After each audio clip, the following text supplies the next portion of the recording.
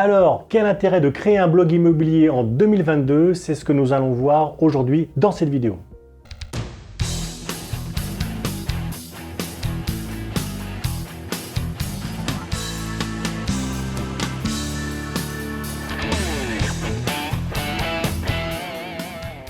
Bonjour, je suis Frédéric Epler, fondateur de Facilogy.com et dernièrement du premier logiciel de marketing immobilier, Prospeneo.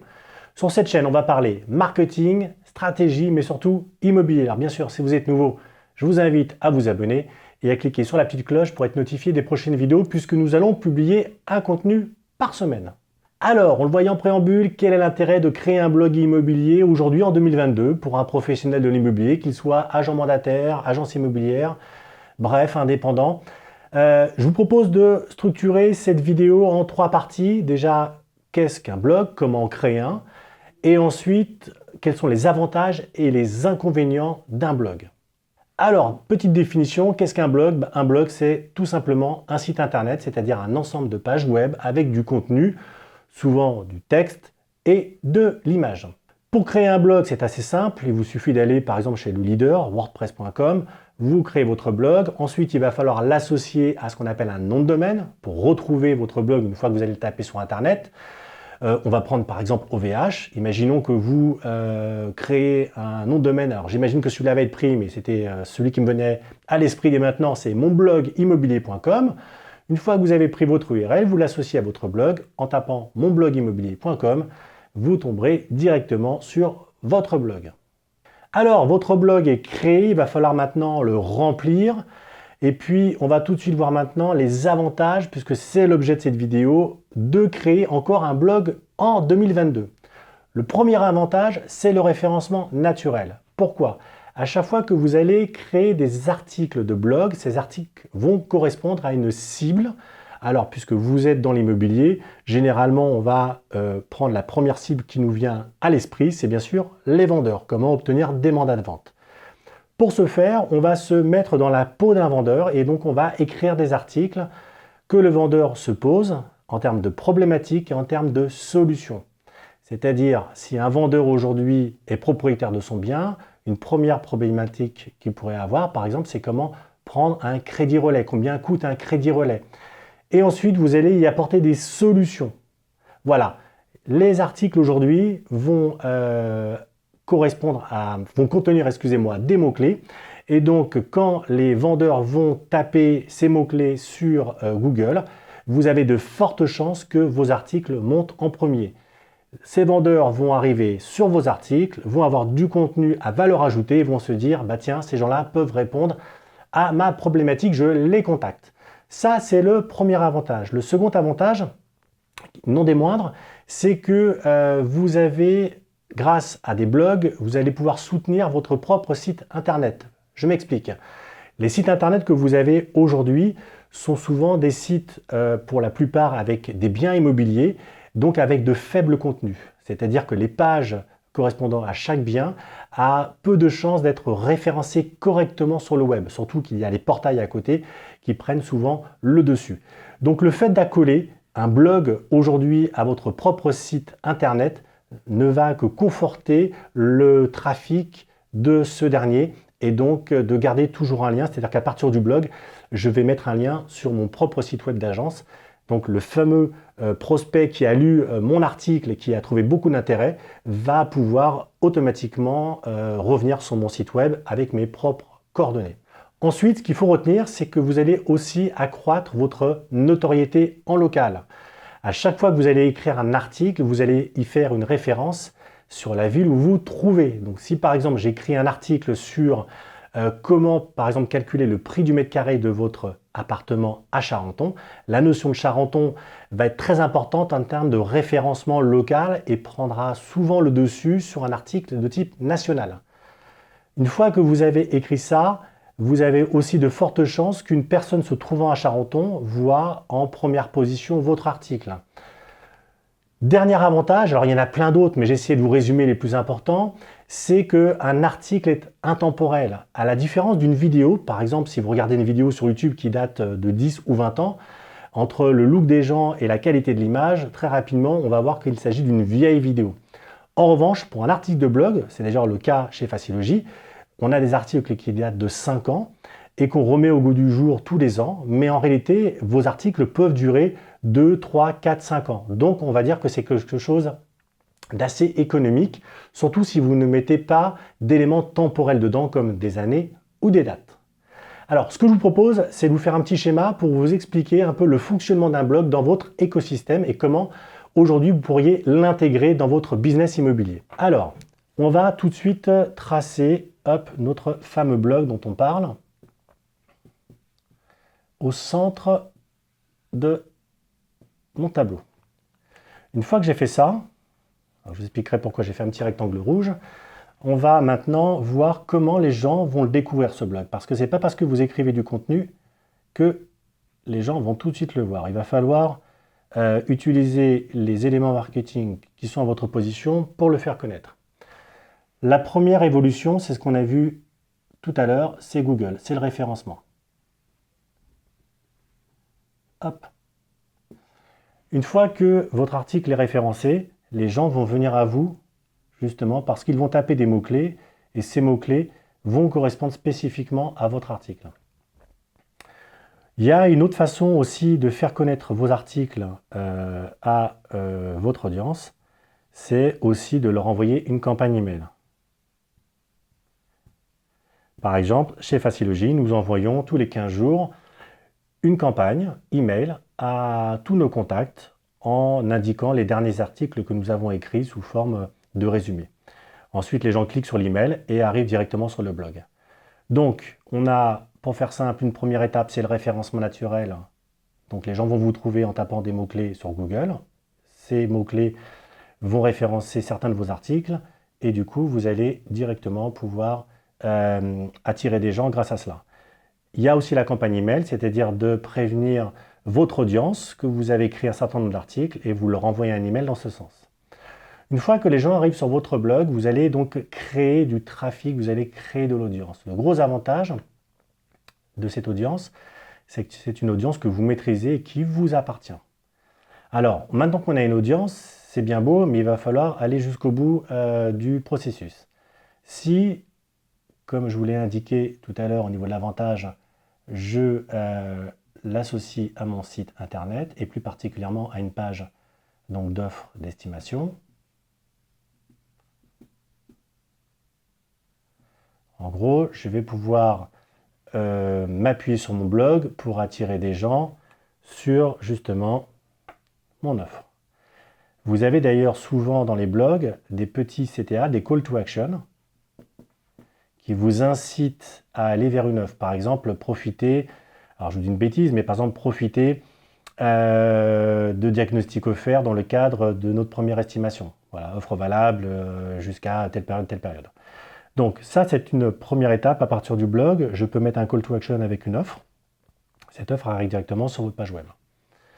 L'autre particularité aussi pour attirer des gens vers votre offre, puisque la finalité de votre offre, qu'on soit bien clair, c'est que ça vous génère des euros. Des mandats de vente, qui dit mandat de vente, dit chiffre d'affaires. Une autre façon de le générer, c'est aussi de faire un CTA avec un livre blanc. Par exemple, c'est ce qu'on appelle un lead magnet. Vous allez, je ne sais pas, donner par exemple un guide pour le vendeur de toutes les choses qu'il a à checker avant de vendre. Une fois donc que ce vendeur arrive donc sur votre page donc, de livre blanc, il va vouloir le téléchargement du livre blanc et là vous allez lui envoyer une séquence email. Alors je vous invite à voir, on a fait une vidéo sur les séquences email pour ça, pour voir ce que c'est, mais donc on va créer une séquence email. Donc dans cette séquence email, qu'est-ce qu'on va faire? On va tout simplement lui donner le pourquoi du téléchargement, c'est-à-dire que là il voulait un livre blanc, on lui a donné le livre blanc, et en gros sur chacun des emails de cette séquence, vous allez automatiquement les ramener sur votre offre. Alors le gros avantage que vous allez avoir quand vous créez une séquence email, le gros avantage que vous allez avoir, c'est que une séquence email va permettre de créer un lien avec votre contact. Je m'explique. ça vous est déjà arrivé que quelqu'un, par exemple, dépose sur votre formulaire une demande d'estimation avec ses coordonnées, vous le rappelez, il ne vous rappelle jamais. C'est ce qu'on appelle un contact froid. L'avantage de passer par ce processus, c'est que vous allez pouvoir réchauffer votre contact. Pourquoi? Parce que vous lui donnez quelque chose avec de la valeur ajoutée et ensuite vous lui délivrez une séquence, donc cette séquence qui est ici, donc vous lui délivrez une séquence email qui va permettre de créer un lien avec ce contact. C'est-à-dire que les mails que compose cette séquence vont créer un lien avec ce contact et va renforcer la volonté de ce dernier, puisque dans chacun des emails, je vais parler à un moment ou à un autre de mon offre. Alors, je ne vais pas trop rentrer dans le détail des séquences emails qui va ramener cette personne sur mon offre. Voilà. Donc, gardez bien à l'esprit ce que je viens de vous montrer. En gros, pour pouvoir aujourd'hui, quand vous créez un blog aujourd'hui, il va falloir l'utiliser dans votre écosystème. C'est-à-dire que vous allez attirer des gens soit par le biais du référencement naturel, soit en forçant un petit peu le destin par le biais des campagnes email à tous vos contacts, en disant voilà, je viens d'écrire un article là-dessus.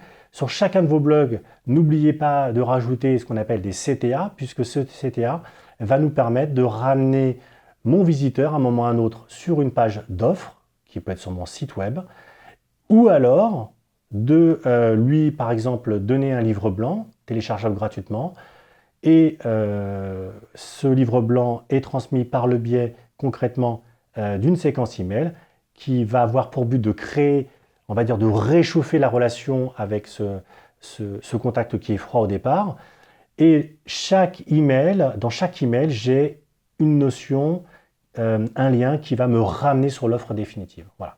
Là, vous avez l'écosystème, alors un peu simplifié, mais pour que vous puissiez bien le comprendre, de l'intégration d'un blog dans votre stratégie. Alors, maintenant vous avez vu les avantages et puis le schéma qui permettait un petit peu d'expliquer comment un blog s'intègre dans votre stratégie, et bien on va voir maintenant les inconvénients. Alors les inconvénients, c'est vrai qu'il n'y en a pas beaucoup. Le premier que je vois, c'est le temps. Le temps, pourquoi? Parce que créer un blog avec des articles qui se référencent, ça prend du temps, ça peut prendre 6 mois, 8 mois, voire 1 an. Et puis, c'est souvent de la frustration de le faire avec plein d'entrain et puis d'arrêter au bout de quelques mois parce qu'on a l'impression que c'est le Graal et qu'au bout de quelques mois, on va avoir un trafic de folie et plus rien faire à côté. Et c'est faux. Alors, on va voir que c'est très rentable. Par contre, il faut être patient et constant.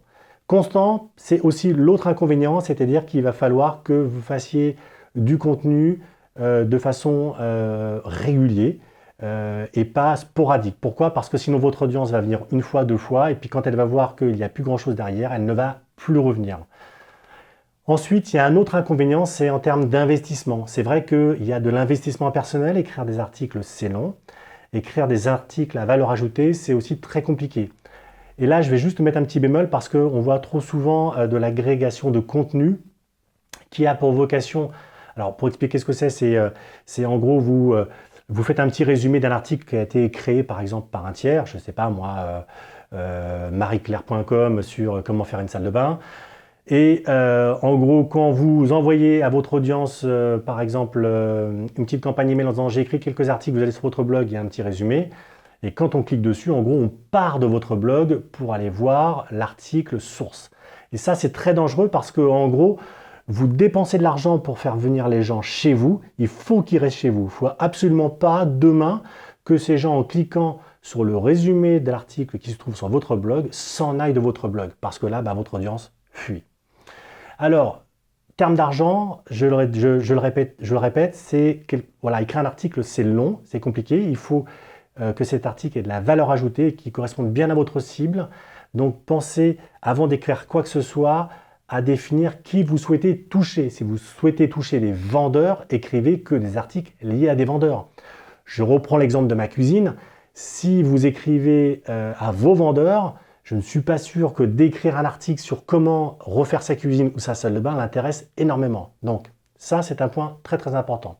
Alors, l'autre inconvénient qu'on peut avoir sur un blog, c'est vrai par rapport à des réseaux sociaux comme YouTube ou TikTok ou encore même des podcasts, c'est qu'au travers d'un article, on n'a pas ce côté émotionnel, on n'a pas le côté humain qui ressort. C'est vrai que ça peut être un inconvénient et on va plutôt parfois être tenté à créer plutôt de la vidéo YouTube ou encore de la vidéo sur TikTok. Alors j'ai envie de dire que dans le meilleur des mondes, le top, ça serait d'avoir les deux. Ça serait d'avoir aujourd'hui du contenu sur YouTube, par exemple en matière de vidéo, de relayer ce contenu clairement sur du blog, et puis pourquoi pas en faire un podcast. Encore une fois, si vous créez du contenu qui n'a pas de valeur ajoutée, vous allez certes avoir du contenu, malheureusement il ne sera pas consulté. Alors, ce que je vous propose, c'est de vous montrer sur mon schéma exactement la croissance que peut apporter un blog sur un site d'agence immobilière. Alors, je vais vous partager mon écran et je vous montre en gros à quoi peut correspondre un blog. Donc là, vous êtes chez Facilogy. Donc, c'est un blog qu'on a créé maintenant il y a quelques temps. Ce qu'il faut savoir, c'est que tout à l'origine, on n'avait que le site facilogy.com, mais qui avait un peu de contenu, mais peu de valeur ajoutée, puisqu'il était basé surtout sur des services. Alors, je vous montre aujourd'hui les deux avantages clés liés à ce blog. Déjà, comme vous pouvez le constater, c'est qu'on a sur le blog une quinzaine de personnes en temps réel. C'est-à-dire que à toute heure de la journée, vous avez au minimum 15 personnes qui sont systématiquement connectées. Comme je vous le disais tout à l'heure, à partir du moment où vous écrivez un blog, voilà, si je prends par exemple la chaîne YouTube qu'on vient de créer, et donc on a créé on a fait une vidéo YouTube sur quelle est la différence entre un CRM et un logiciel de marketing, et on a créé à l'intérieur donc des CTA. Et ces CTA nous ramènent soit sur des livres blancs, soit en tout cas nous ramènent sur ce qu'on appelle des magnets à valeur ajoutée. Et donc, pour pouvoir aujourd'hui les télécharger, on va remplir donc un formulaire où là, pour le coup ici, on va directement aller sur la chaîne YouTube. D'accord?